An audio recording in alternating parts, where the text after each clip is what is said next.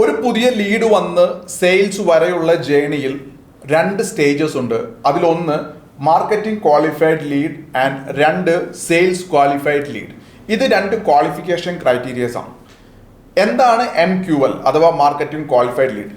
നമ്മുടെ സർവീസിന് പ്രൊഡക്റ്റിന് ഒരു പുതിയ ലീഡ് നമ്മളുടെ മാർക്കറ്റിംഗ് പ്രോസസ്സിലൂടെ വരുമ്പോൾ അത് മാർക്കറ്റിംഗ് ക്വാളിഫൈഡ് ലീഡായിട്ട് മാറുന്നു.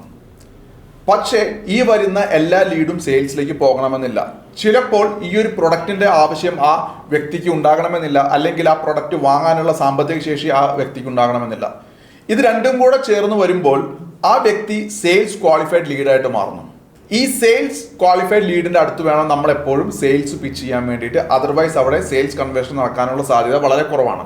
ഒരു marketing qualified lead sales qualified lead ആകുമ്പോൾ വെറും 13% മാത്രമാണ് അതിൽ മുന്നോട്ട് പോകുന്നത്. എന്ന് പറഞ്ഞാൽ നിങ്ങൾക്ക് മാർക്കറ്റിംഗ് ക്വാളിഫൈഡ് ലീഡ്സ് 100 എണ്ണം ഉണ്ടെങ്കിൽ അതിൽ വെറും 13 ലീഡ് മാത്രമാണ് സെയിൽസ് ക്വാളിഫൈഡ് ലീഡ്സ് ആയിട്ട് മാറുന്നത്.